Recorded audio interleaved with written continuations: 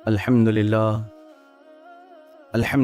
الحنان المنان الذي خلق الإنسان وعلمه البيان، والصلاة والسلام على رسوله سيد الإنس والجان وعلى آله وأصحابه ذوي الخير والإحسان، أما بعد، فأعوذ بالله من الشيطان الرجيم. بسم الله الرحمن الرحيم. وَلَقَدْ كَرَّمْنَا بَنِي آدَمَ وَحَمَلْنَاهُمْ فِي الْبَرِّ وَالْبَحْرِ وَرَزَقْنَاهُمْ مِنَ الطَّيِّبَاتِ وَفَضَّلْنَاهُمْ عَلَى كَثِيرٍ مِّمَّنْ خَلَقْنَا تَفْضِيلًا. صدق الله مولانا العظيم وبلغنا رسوله النبي الأمين المتين المختار الكريم، ونحن على ذلك لمن الشاهدين والشاكرين والحمد لله رب العالمين. بارگاہ رسالت معاب صلی اللہ تعالی علیہ وسلم میں درود پاک کا ہدیہ پیش کریں. اللہم صلی علی سیدنا و مولانا محمد معدن الجود والکرم وآلہ واصحابہ الکرام ابنہ الکریم وبارک وسلم صلاة دائمة سرمدا ابدا. عزیزان گرامی وقار، اللہ تبارک و تعالی ہم سب پر اتنا بڑا کرم و احسان فرمایا ہے کہ اس نے ہمیں انسان پیدا کیا ہے، اس لیے کہ اس کی لاکھوں مخلوقات میں سے جو اشرف مخلوق ہے وہ انسان ہے. اور اللہ تعالیٰ نے خود بیان فرمایا وَلَقَدْ كَرَّمْنَا بَنِي آدم، ہم نے آدم کی اولاد کو عزت بخشی ہے، تاج کرامت عطا کیا ہے. وَحَمَلْنَاهُمْ فِي الْبَرِّ وَالْبَحْرِ، اور ہم نے ان کو خشکیوں میں بھی اور سمندروں میں بھی برتری عطا کی ہے. دونوں زمینیں اس کے لیے مسخر ہیں. وَفَضَّلْنَاهُمْ عَلَى كَثِيرٍ، اور اللہ تعالیٰ فرماتا ہے وَرَزَقْنَاهُمْ مِنَ الطَّيِّبَاتِ، اور ہم نے پاکیزہ چیزوں سے انہیں رزق دیا ہے. انسان غلاظت نہیں کھاتا، اور اگر کھاتا ہے تو پھر وہ انسانیت سے گر جاتا ہے. جانوروں کے لیے معاملات ہیں کہ ان کی عقل نہیں، وہ کسی کی بھی غلاظت کھا لیتے ہیں. بعض جانور تو ایسے ہیں کہ مرے ہوئے بچے بھی کھا لیتے ہیں اپنے ہی. انسان کو اللہ تعالیٰ نے ایسی فطرت سلیم عطا کی ہے اور عقل سلیم عطا فرمائی ہے کہ انسان اس طرح کی غلاظتوں میں کبھی اپنا منہ نہیں مارتا. اور رب تعالیٰ یوں فرماتا ہے وَفَضَّلْنَاهُمْ عَلَى كَثِيرٍ مِّمَّنْ خَلَقْنَا تَفْضِيلًا، اور ہم نے جتنی مخلوقات پیدا کی ان سب میں ہم نے انسان کو افضلیت عطا کی ہے. تو سب سے پہلا شکر اللہ رب العزت کا اس بات پر ہو کہ اللہ نے ہمیں انسان پیدا کیا. اب یہاں پر انسان کہتے کسے ہیں؟ ہم تو لفظوں سے جانتے ہیں، بلکہ آپ سے اگر کہا جائے تو آپ انسان ہیں میں انسان ہوں، اتنا ہی ہم جانتے ہیں. اس کو میں ایک مثال سے آپ کو سمجھانا چاہوں گا. برف کس کو کہتے ہیں؟ آپ کے ذہن میں یہ بات بیٹھی ہوئی، اس کی ڈیفینیشن معلوم ہے؟ جو نہایت ہی ٹھنڈا ہوگا اور سفید ہوتا ہے. دو چیزیں تو آپ کو معلوم ہے، برف ٹھنڈا ہوتا ہے اور سفید ہوتا ہے. میں نے ایسی تھرماکول کا ایک ٹکڑا لا کر کے آپ کو کہا یہ ہے برف. آپ نے لے تو لیا لیکن اس کو پھینک دیا اور کہا دکھنے میں تو برف جیسا ہے لیکن ٹھنڈا نہیں ہے. تو کیا ہر سفید چیز برف ہو سکتی ہے؟ اگر اس کے اندر ٹھنڈک نہیں ہے تو وہ برف ہے ہی نہیں.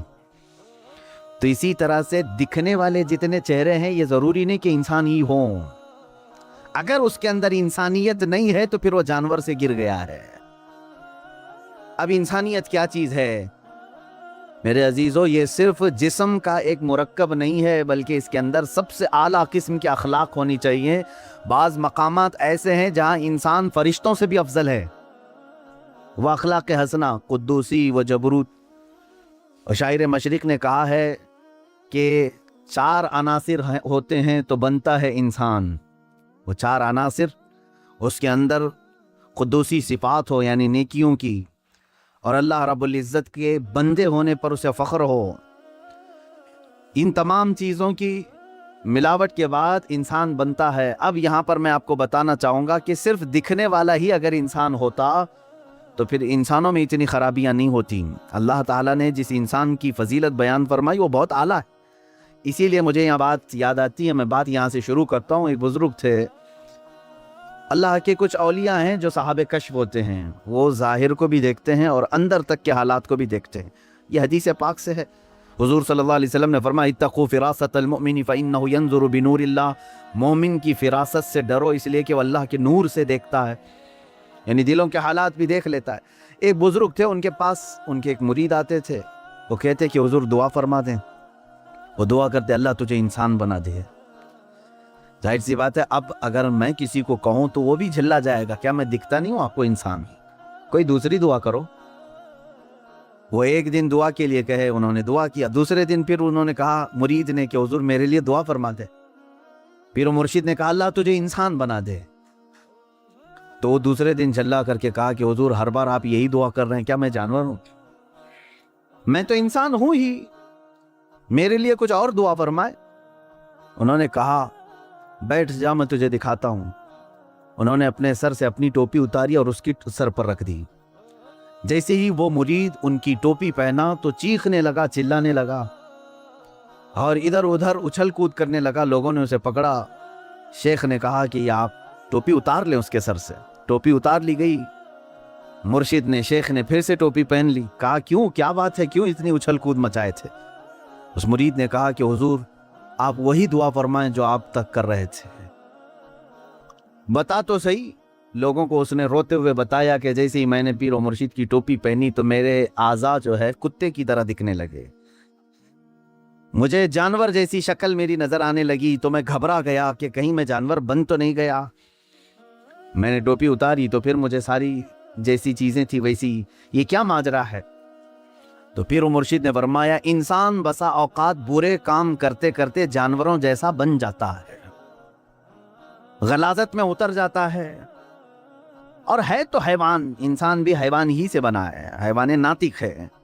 اس کے اندر جب غلاظت بڑھ جاتی ہے تو بسا اوقات یہ جانوروں سے بھی نیچے گر جاتا ہے، جس کے ہمیں دیکھنے کو نتائج آج مل بھی رہے ہیں. بڑے بڑے اس کی مثالیں، بڑی مثالیں بھی آج موجود ہیں. کوئی جانور اپنی برادری میں سے مادہ کے ساتھ اپنے جسمانی سکون حاصل کرتا ہے تو ٹھیک ہے، لیکن کسی کو پھاڑ دینا، مار دینا، قتل کر دینا یہ انسانوں سے ہوتا ہے. ایک مجبور لڑکی اگر درندوں کو مل جائے تو یہ جس طرح کی حرکتیں کر جاتے ہیں جیسے آج سرخیوں میں موجود ہے بہت سارے حالات. تو کیا یہ انسان ہے؟ انسان کہلانے کے لائق ہے؟ کتے بھی اپنے جسمانی سکون حاصل کرتے ہیں لیکن کسی مادہ کو پھاڑ کر کے ختم نہیں کرتے. جہاں ان کا جسمانی سکون حاصل ہوا وہ چھوڑ دے. جانوروں میں اتنا ہے، لیکن انسان کے اندر جب انسانیت گر جاتی ہے تو وہ جانوروں سے بھی زیادہ ذلیل ہوتا ہے، ان سے بھی زیادہ گر جاتا ہے. اس لیے میرے عزیزو، انسانی صفات پر باقی رہنا یہ بھی کمال کی بات ہے. اللہ رب العزت کی بارگاہ میں شکر بھی بجا لا اور دعا بھی کرتے رہو، اے اللہ تو نے ہزاروں مخلوق میں سے مجھے انسان تو بنایا، اے کریم خدا مجھے آخری دم تک انسانیت پر ہی زندہ رکھ، انسانیت ہی پر زندہ رکھ.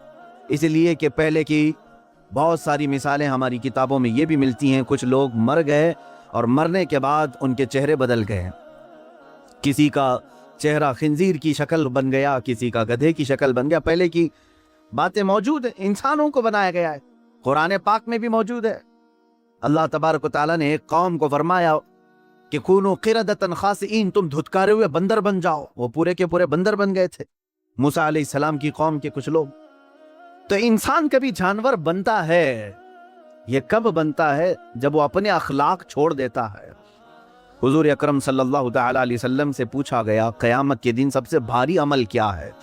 آپ فرماتے میزان عمل پر رکھے جانے والا سب سے وزنی عمل انسان کا اس کے اخلاق حسنہ ہے، اس کے کیریکٹر ہے، اس کے اخلاق ہیں.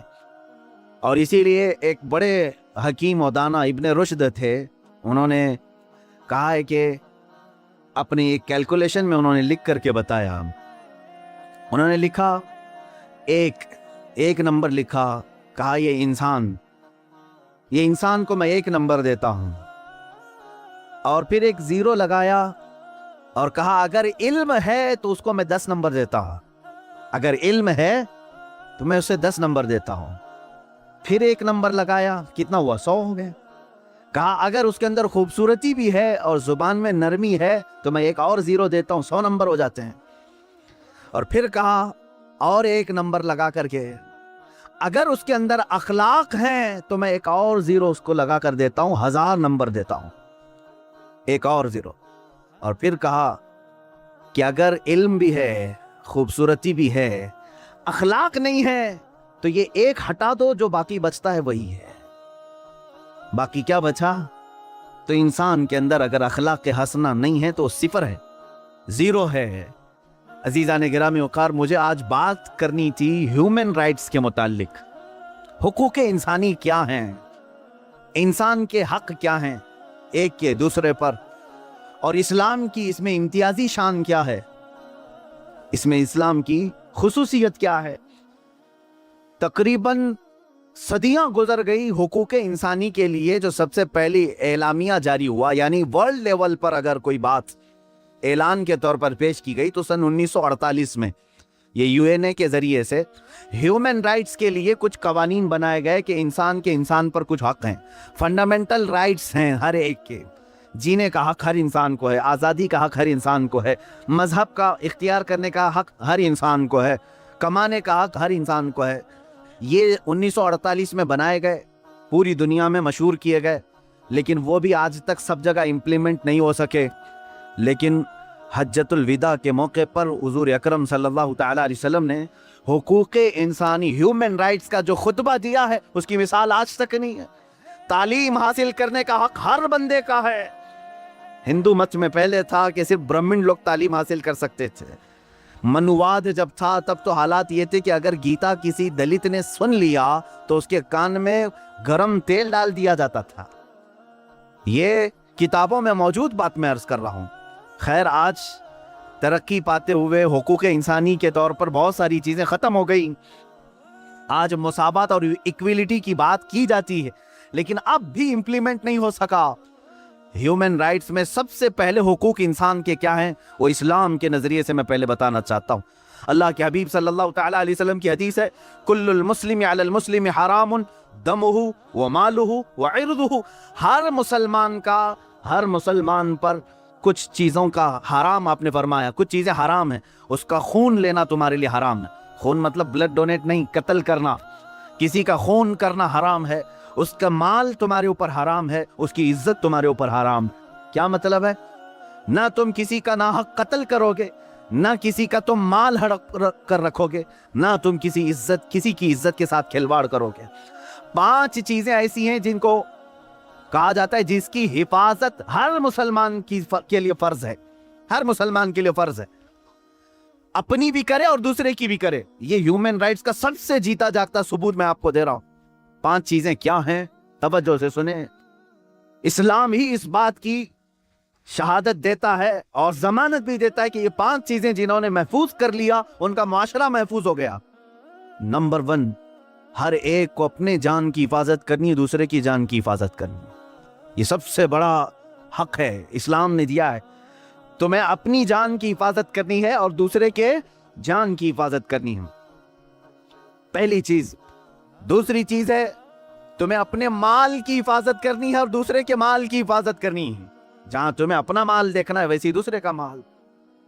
इसमें कोई खराबी नहीं आएगी अगर ये 5 चीजों पर कोई कारबंद हो गया। तवज्जो सुने।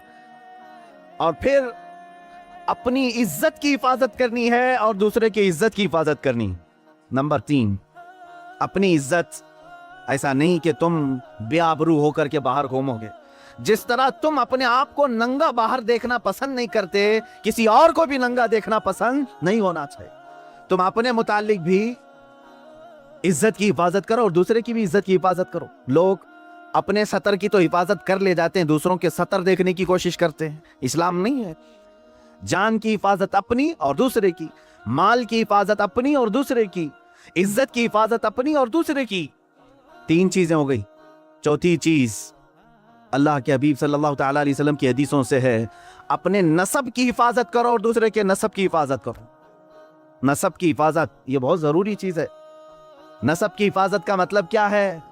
बगैर शादीशुदा बच्चे पैदा होने ना देना, वरना उसका नसब ही नहीं मालूम होगा। इस्लाम नसब का बहुत एहतमाम करता है। आज यूरोप में जाकर के पूछो तो उनका नसब ही नहीं मालूम है उनको। उनका बाप कौन था मालूम ही नहीं है, क्योंकि शादी किया ही नहीं। वो सोचते हैं गर्लफ्रेंड बॉयफ्रेंड का जो तस्वुर लाया गया ये तो अभी कम है हमारे मुआशरे में। वहां तो पूरे मजा चखने का नाम फ्रेंडशिप है। पूरी शादीशुदा जिंदगी, 2-2 बच्चे हो जाते हैं, फिर भी गर्लफ्रेंड है हमारी ये। یہ نسب کو انہوں نے تباہ و برباد کر دیا، اور اس کے بعد جم گیا تو ٹھیک ہے، نہیں جما تو چھوڑ دیا۔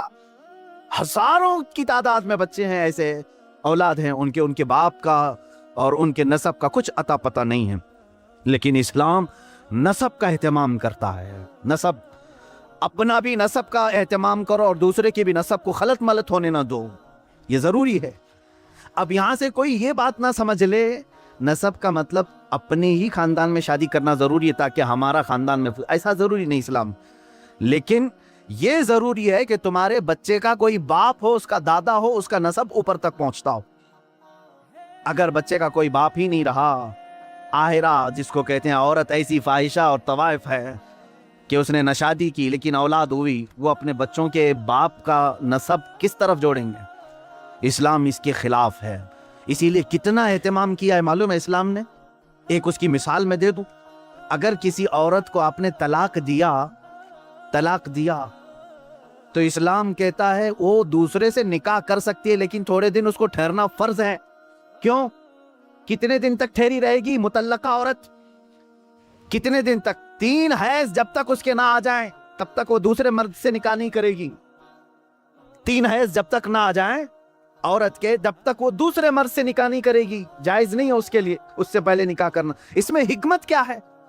اس لیے کہ سائنٹیفیکل بھی آپ دیکھیں تو پتہ چلے گا، اگر حمل ٹھہرا تھا پہلے مرد سے تو حیض نہیں آئے گا عورت کو۔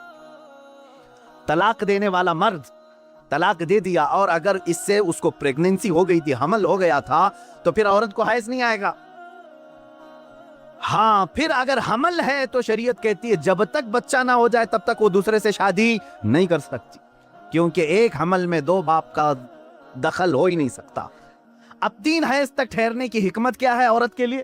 کہا گیا جب 3 بار عورت کا حیض آ جائے تو یہ سپشٹ ہو جاتا ہے، یہ پورا فائنل ہو جاتا ہے کہ اب اس کے پیٹ میں پہلے والے مرد کا کوئی نطفہ باقی نہیں ہے، اس کا حمل نہیں ہے۔ اب اسلام کہتا ہے دوسرے سے بھی تو نکاح کر لے، اسی لیے کہ اسلام چاہتا ہے کہ آنے والا بچہ اپنے 2 باپ نہ سمجھے، اس کا نسب محفوظ رہے، اس کا نسب محفوظ رہے۔ باقی دوسری جگہ جا کر کے دیکھیں، ایک کو طلاق دے دیا، وہ دوسرے ہی دن جا کے شادی بھی کر سکتی ہے۔ بہت سارے معاملات، یہ عدت کے معاملات اسلام میں ہیں، دوسرے لا کر کے ہمیں دکھائے ہیں۔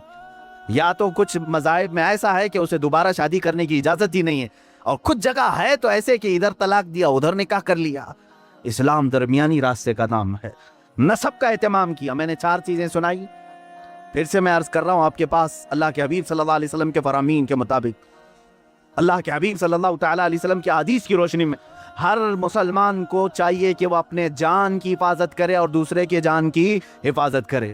ہر مسلمان کو چاہیے کہ وہ اپنے مال کی حفاظت کرے، ویسے ہی دوسرے کے مال کی حفاظت کرے۔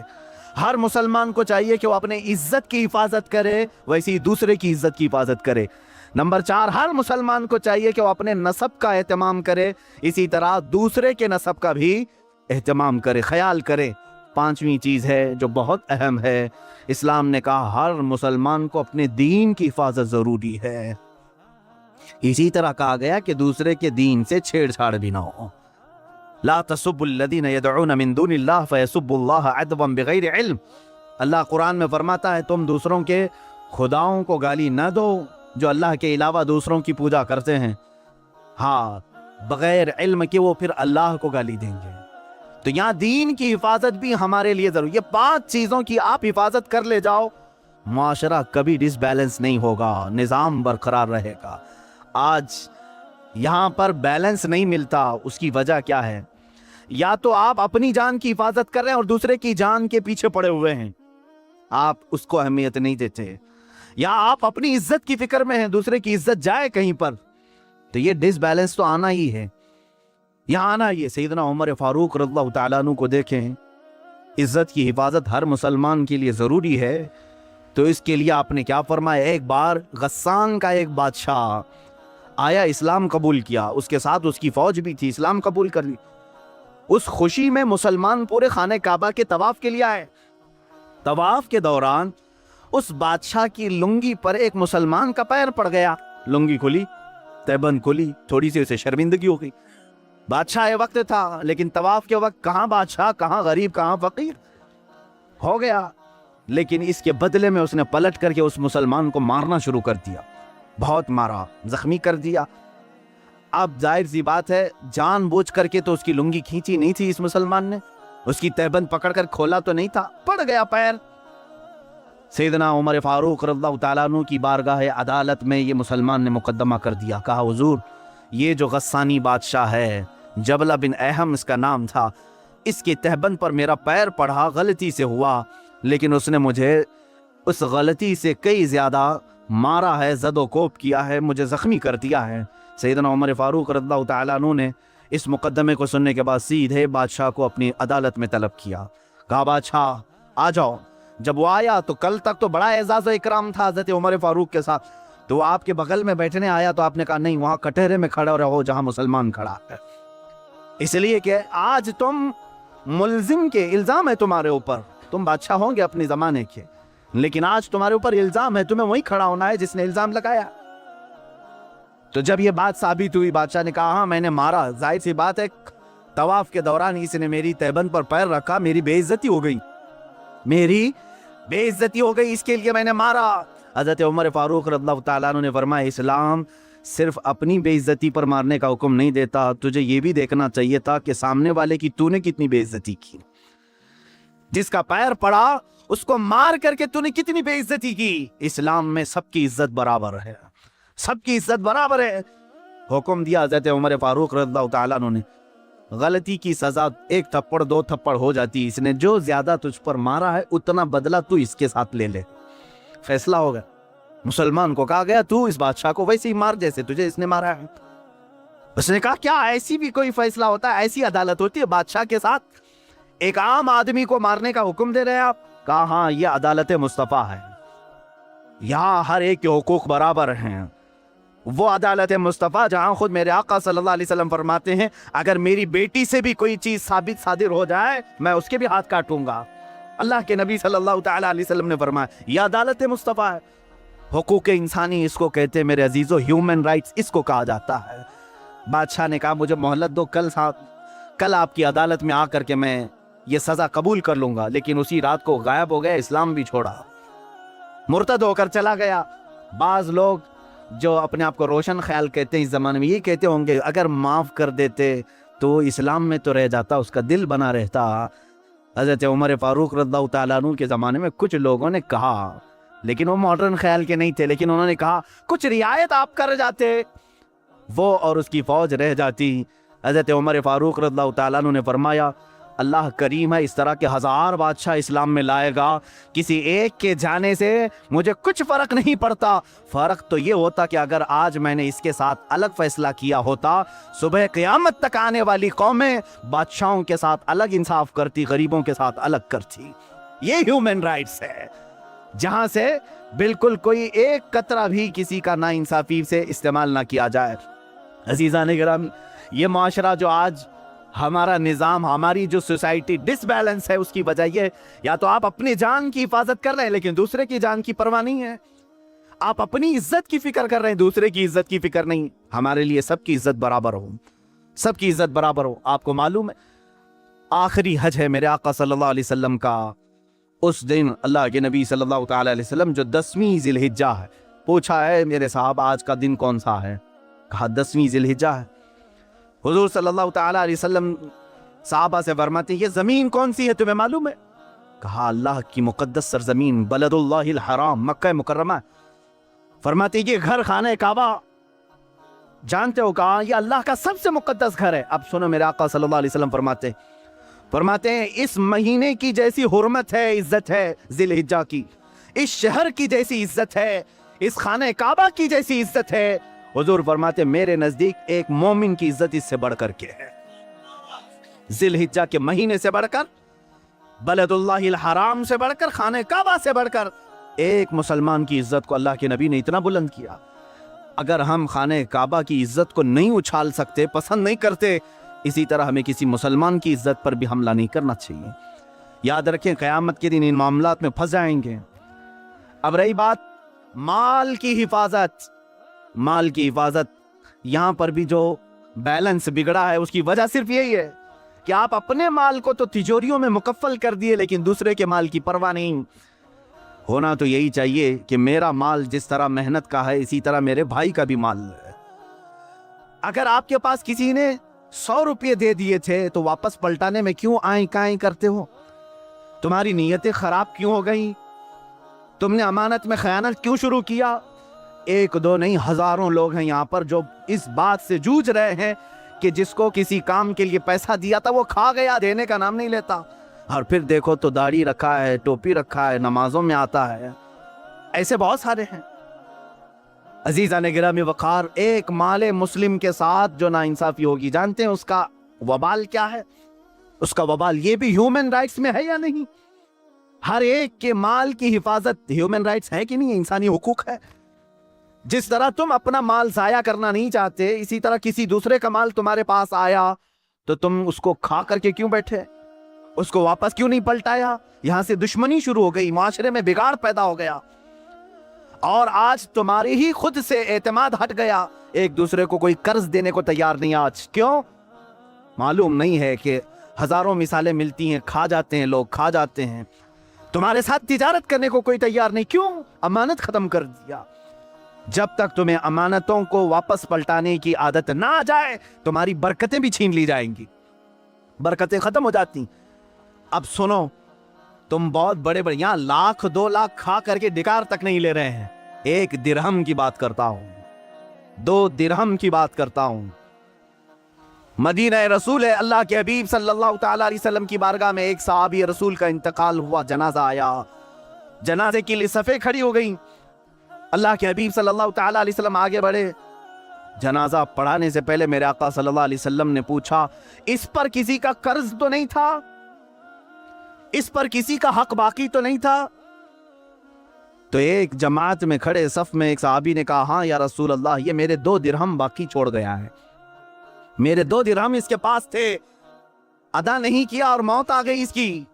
اللہ کے حبیب صلی اللہ تعالی علیہ وسلم کے الفاظ سنو، حدیث پاک میں موجود ہیں، صلو علی صاحبکم ولا اصلی علیہ، اے لوگو تم چاہو تو نماز پڑھ لو، میں اس پر نماز نہیں پڑھوں گا۔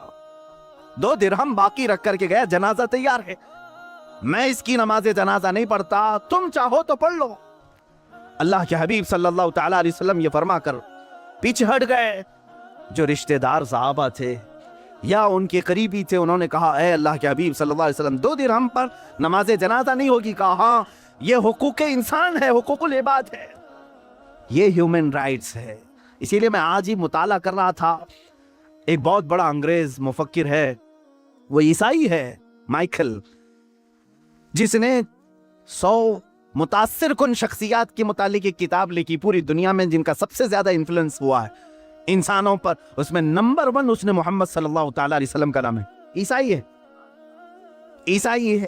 اس نے 100%، یعنی 100 وہ لوگ جنہوں نے پوری دنیا پر اپنا اثر قائم کیا، اس میں پہلے نمبر پر میرے آقا کی ذات۔ اس نے اس کی وجہ بھی لکھی، اس کی وجہ بھی لکھی کہ میں نے دیکھا ہے بہت ساری دنیا میں شخصیتیں آئیں، اپنا اثر جمایا لوگوں پر، اپنا اثر جمایا، کچھ سیاسی لیڈر آئے، کچھ فوجی لیڈر آئے، کچھ جنگجو آئے باہر قسم کے، سب نے اپنا انفلوئنس جمایا انسانوں پر، لیکن محمد صلی اللہ تعالی علیہ وسلم، پروفیٹ محمد، ایک ذات ایسی ہے جن کے جانے کے 1400 سال بعد بھی انفلوئنس باقی ہے، اثر ختم نہیں ہو رہا ہے۔ اور ایسے مضبوط قوانین انہوں نے بنائے تھے کہ وہ اپنے لیے بھی اس کو امپلیمنٹ سمجھتے تھے اور سارے لوگوں کے لیے بھی۔ یہ کون کہہ رہا ہے؟ ایک انگریز مفکر کہہ رہا ہے۔ اللہ کے حبیب صلی اللہ تعالی علیہ وسلم اصول کے اس قدر پابند تھے، پابندی کرانے والے تھے۔ اللہ کے حبیب صلی اللہ تعالی علیہ وسلم نے فرمایا، تم اپنے صاحب کی نماز پڑھتے ہو تو پڑھ لو، میں نہیں پڑھوں گا۔ یہ مال مسلم کی حفاظت ہے۔ مسلمان کے مال کو جیسا تمہارا مال محفوظ ہے ویسا ہی دوسرے کا مال بھی محفوظ ہونا چاہیے۔ تو ایک صحابی نے بڑھ کر کے کہا، آقا میں ضمانت دیتا ہوں، میں ضمانت دیتا ہوں کہ اس کے 2 درہم میں قرضہ چکا دوں گا، آپ نماز پڑھا دیں۔ وہ سامنے آئے تو حضور صلی اللہ علیہ وسلم نے ان کو سامنے کیا، آؤ وقت بتاؤ کہ کس وقت ادا کرو گے۔ انہوں نے کہا، کل کی مغرب تک میں 2 درہم ادا کر دوں گا، مجھے وقت دیا جائے۔ تو اس قرض خواہ سے پوچھا گیا، کیا تجھے منظور ہے کل تک کا ٹائم؟ اس نے کہا، ہاں یا رسول اللہ صلی اللہ علیہ وسلم۔ تب حضور نے نماز پڑھائی اور اس کے بعد دعا نہیں کی۔ دوسرا دن آیا مغرب، حضور اکرم صلی اللہ تعالی علیہ وسلم انتظار میں تھے फौरन उस सहाबी को बुलाया जिन्होंने जमानत ली थी, वो हाजिर थे और वो माल लेकर के भी आए थे 2 दिरहम, और उस कर्ज खा को अदा किया। तब मेरे आका ने हाथ उठा करके दुआ किया, अल्लाह कल जिसकी वफात हुई उसकी मग़फ़िरत फरमा से।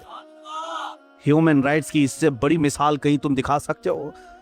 यानी हुकूक इंसानी, माल मुस्लिम हर एक के लिए ज़रूरी है, उसकी हिफाजत। जिन लोगों ने हड़प करके अब रखा है या किसी का देना बाकी है, याद रखो 1 रुपया तुम्हें जहन्नम में ले जा सकता है। 1 रुपये की बात कर रहा हूं, 1 रुपया तुम्हें दोज़ख में ले जा सकता है। जिसका देना बाकी है यहां पर ख़त्म करके चले जाओ। 2 बातें और मैं कह जाता हूं, मुसलमान पर जो हुकूक फ़र्ज हैं उसमें माल की भी हिफाजत फ़र्ज है। फरमाया गया कल क़यामत के दिन कुछ लोगों के गले में ज़मीनों का तोक डाला जाएगा, ज़मीनें लटकाई जाएंगी और वो उस बोझ से उनका चेहरा नीचे झुक चुका होगा। बड़ी बड़ी ज़मीनें गले में तोक बनाकर डाली जाएंगी। तुम क्या समझ रहे हो, मैं तो इतना ही छोटा हूँ, इतनी बड़ी ज़मीन गले में कहाँ से आएगी? क़यामत के दिन जहन्नम में जाने वाले की शक्ल बहुत बड़ी बनाई जाएगी। हदीस पाक में मिलता है एक जहन्नमी की शक्ल मक्का और मदीने के बीच जितना फासला, इतने बड़े फासले जैसी बनाई जाएगी। 450 किलोमीटर का फासला है, 425 किलोमीटर का फासला है।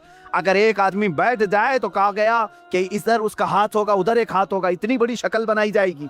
तब उसे दोज़ख में डाला जाएगा, जमीनों का तोक उसके गले में डाला जाएगा। क्यों? कहा उसकी जमीन हड़पा होगा, इसकी जमीन पर कब्जा किया था, उसका माल लिया था। ये सब क़यामत के दिन सयुतव्वक़ून मा बख़िलू बिही यौमल क़ियामह। अल्लाह ताला ने कुरान में भी फरमाया जो कुछ उन्होंने बखालत की वजह से बचाकर अपने पास रख लिया था, ये तौक बनाकर, गले का हार बना करके क़यामत के दिन डाला जाएगा। हुकूक में तुम पूरे के पूरे उतर जाओ मुसलमानों, एक दूसरे का हक ना खाओ। अब सुनो, मैं समझता हूं दुनिया में सबसे अफजल मौत अगर कोई है अंबिया इकराम के बाद, सबसे अफजल मौत जिसकी हम तमन्ना करते हैं वो शहादत की मौत है या नहीं है? शहीद जो है दुनिया का वो बेहतरीन इंसान है जिसके मुतालिक फजीलतें आई हैं कुरान पाक में भी, हदीस पाक में। अल्लाह ने तो यहाँ तक फरमाया कि उनको मुर्दा मत कहना, मरने के बाद भी अल्लाह फरमाता है वो जिंदा हैं, उन्हें रिस्क भी मैं दे रहा हूँ। ये शहीद के लिए आया है कुरान में, बाकी मैयतों के लिए नहीं आया। शहीद के लिए हदीस में ये भी है कि दुनिया में वो वाहिद ऐसी ज़ात है जिसको मरने से पहले उसे जन्नत दिखाई जाती है। खून का कतरा उसका ज़मीन पर गिरने से पहले उसे जन्नत के दरवाजे दिखाए जाते हैं, उसका ठिकाना उसे दिखाया जाता है, वो जन्नत में अपना महल देख करके जाता है शहीद। अब सुनो, सबसे अफजल मौत शहीद की है। एक बार दर्द होता है शहादत में, बाकी हमेशा का आराम ही आराम, सुकून ही सुकून है। शहीद के लिए कहा गया उसके अगले पिछले सारे गुनाह अल्लाह माफ फरमाएगा। ये सबसे बड़े उसूल हो गई जिंदगी। कुछ भी थे उसके गुनाह माफ कर दिए जाएंगे। लेकिन एक जगह जाकर मेरी नजर रुक गई, हदीसों को पढ़ रहा था, क़यामत के दिन अगर शहीद के ऊपर किसी के माल का हक बाकी था तो फरमाया जाएगा इसे दोज़ख में बेचो।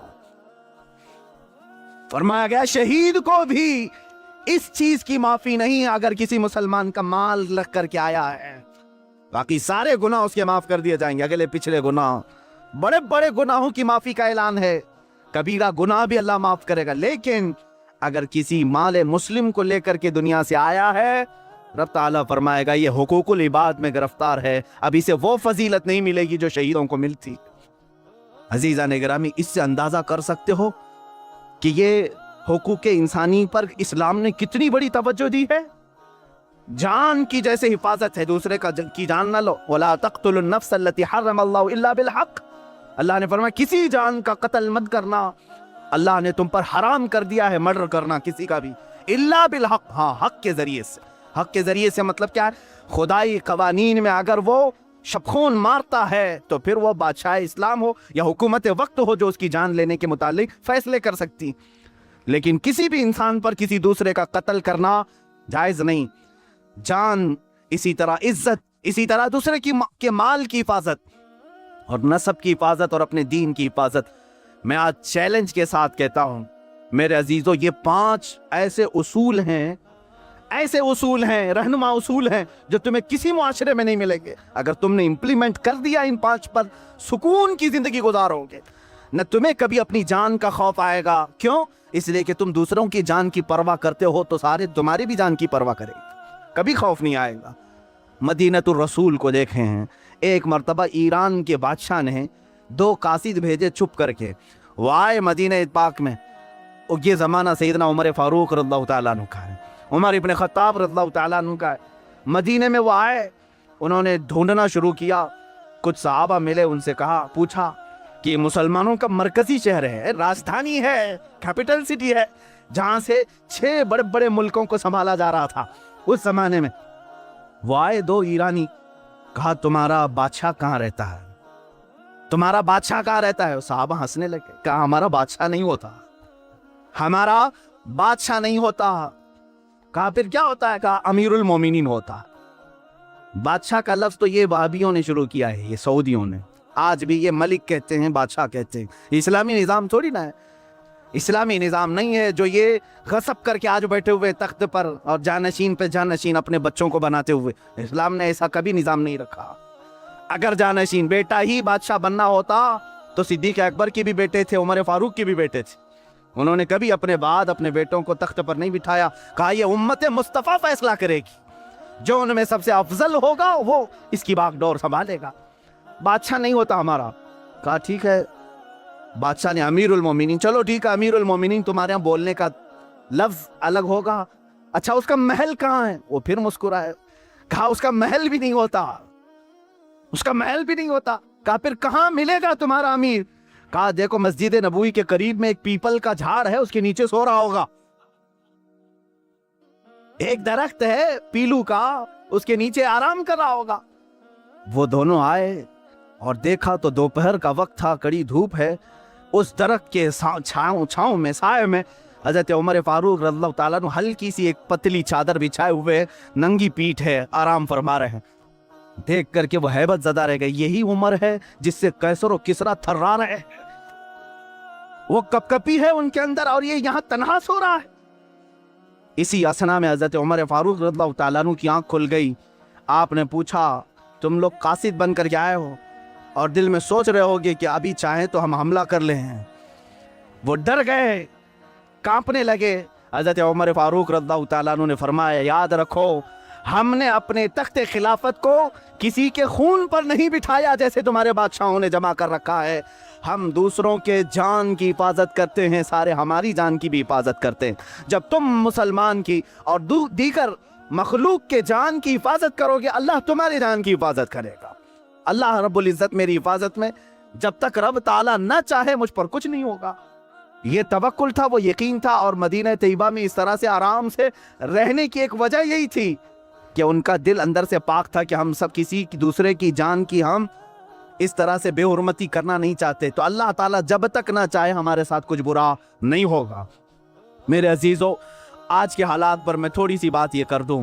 ये इस्लामी उसूल हैं जो मैंने बताए। ह्यूमन राइट्स का सबसे बड़ा सबक है इस्लाम में, लेकिन जो ह्यूमन राइट्स के सबसे बड़े अलंबरदार हैं आज, वो अमेरिका हो, यूरोप हो या यूएनए, जिसमें 1948 में एक एलामिया जारी किया गया था सन 1948 में कि हर एक दुनिया में रहने वाले इंसान को कुछ फंडामेंटल राइट्स हैं। हर एक को तालीम का हक होना चाहिए, हर एक को आज़ादी राय का, इजहार राय का की आज़ादी होनी चाहिए, मजहब की आज़ादी होनी चाहिए, खाने पीने का उसका अपना राइट है, फंडामेंटल राइट है, शादी उसका अपना राइट है। ये सब एक उसूल बना कब? 1948 में। उससे पहले कहाँ थे? एक दूसरे का हक मार रहे थे। चलो ठीक है, मान लेते हैं 1948 के बाद ह्यूमन राइट्स तुम्हें पूरी दुनिया में फैलाने का एक शौक तो आया, लेकिन 70 साल के बाद भी इंप्लीमेंट नहीं कर सके। आज तक नहीं कर सके। दादागिरी, गुंडागर्दी आज भी जारी है। क्या अमेरिका जिस जमीन पर उतरता है वहां के इंसानों का एहतराम करता है? क्या वहां के बच्चों का, वहां की औरतों का ख्याल किया जाता है? जाओ, अगर देखना हो तो इराक की सरजमीन बंजर करके रखा है, जहां से सब्जे भी नहीं उगते। इतने बम बरसाए इन्होंने, केमिकल के हथियार मुल्क शाम पर डाले, लाखों की तादाद में बच्चे फना हो चुके, बेघर हो चुके हैं। कुछ ऐसे औलाद हैं जिनकी उम्र 8 साल 9 साल, माँ भी फौत, बाप भी फौत। क्या ये ह्यूमन राइट्स है? क्या ये इंसानी हुकूक है?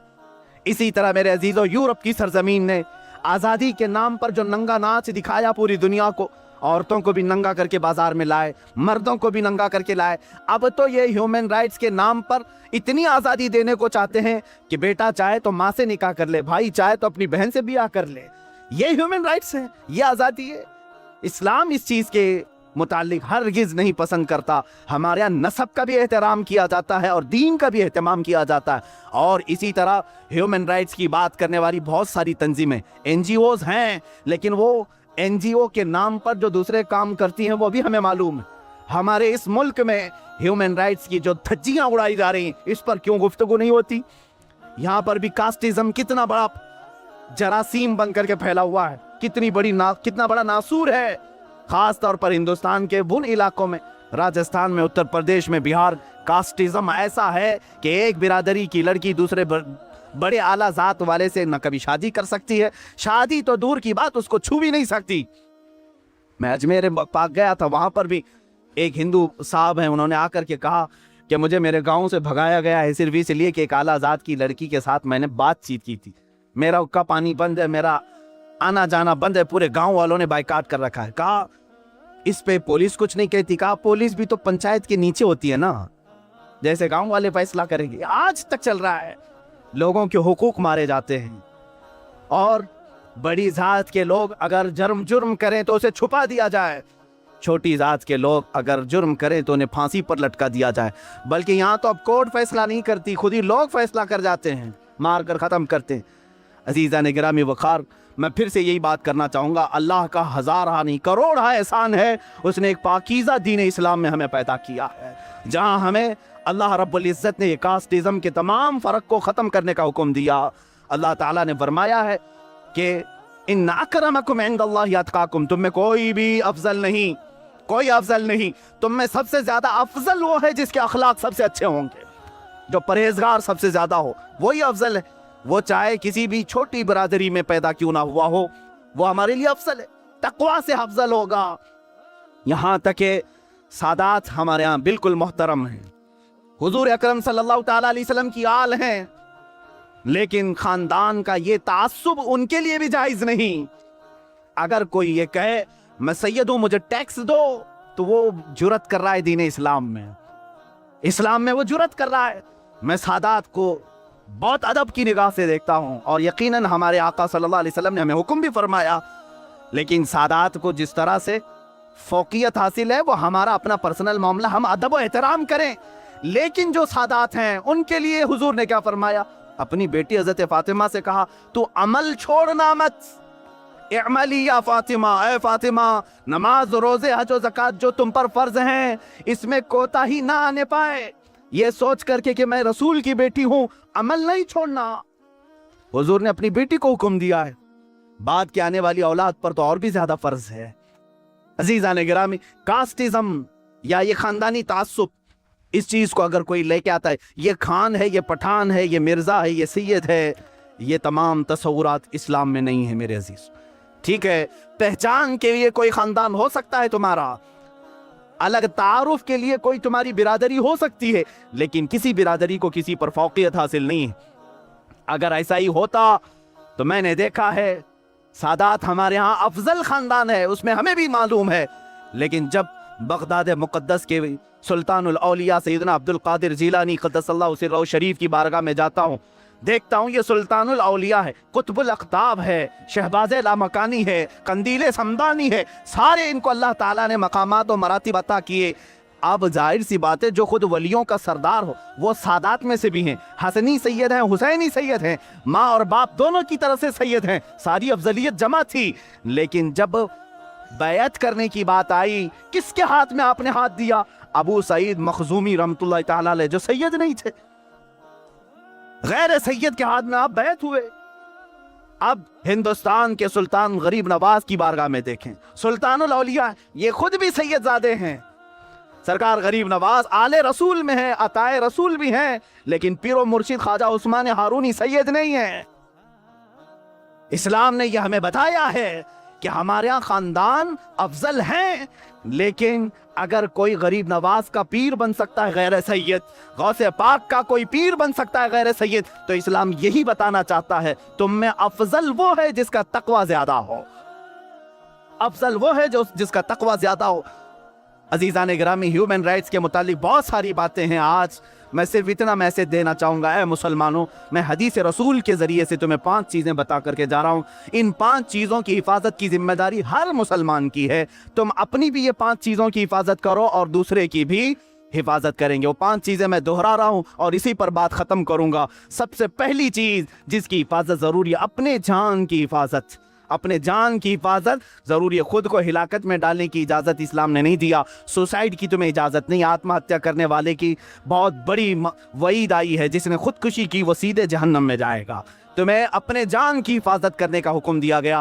جو اپنے آپ کو تباہ کر رہے ہیں، چاہے وہ کسی نشے کے ذریعے سے یا کسی دوا کے ذریعے سے، وہ بھی خودکشی میں آئے گا، وہ بھی خودکشی میں آئے گا۔ کوئی اتنا نشہ کر لیا کہ مر گیا تو اس نے اپنے آپ کو ہلاک کر دیا، جہنم میں جائے گا۔ خودکشی کرنے والا، اپنے جان کی حفاظت کرو اور دوسرے کی جان کی حفاظت کرو۔ نمبر 2، اپنے مال کی حفاظت، اسی طرح دوسرے کے مال کی حفاظت۔ اس کے مال میں تم خورد برد نہ کرو اور اپنے مال کو بھی ضائع ہونے نہ دو۔ نمبر 3، اپنی عزت کی حفاظت کرو، اسی طرح دوسرے کی عزت کی بھی۔ جس طرح تم اپنا سطر کھلنے نہیں دیتے، اسی طرح دوسرے کا بھی سطر کھلنے نہ دو۔ اپنے گھر کی عورتوں کی جیسی تم حفاظت کرتے ہو، دوسری کسی عورت پر تمہاری نگاہ بھی نہ پڑنے پائے۔ میری بہن جتنا میرے لیے عزیز ہے، اسی طرح دوسرے کی بھی بہن اس کے لیے عزیز ہوتی ہے۔ میری ماں جس طرح میرے لیے محترم ہے، اسی طرح دوسرے کی ماں بھی میرے لیے محترم ہو۔ ہم سب عورتوں کی بھی حفاظت کریں۔ یہ 3 چیزیں ہو گئی۔ نمبر 4، اپنے نسب کا اہتمام کرو، حفاظت کرو کہ نسب خلط ملط نہ ہونے پائے۔ نمبر 5 ہے اپنے دین کی حفاظت کرو، دین میں کبھی کوئی دراندازی کرنے نہ پائے۔ تم آج دائرہ اسلام میں ہو، اس بات کی ہمیشہ کوشش کرتے رہو جب میری آنکھیں بند ہوں تو دین اسلام پر بند ہو، میں اٹھایا جاؤں تو میرا جنازہ اسلام پر اٹھایا جائے۔ اللہ رب العزت ہمیں ان 5 چیزوں کی حفاظت کی توفیق عطا فرمائے۔ وآخر دعوانا ان الحمد للہ رب العالمین۔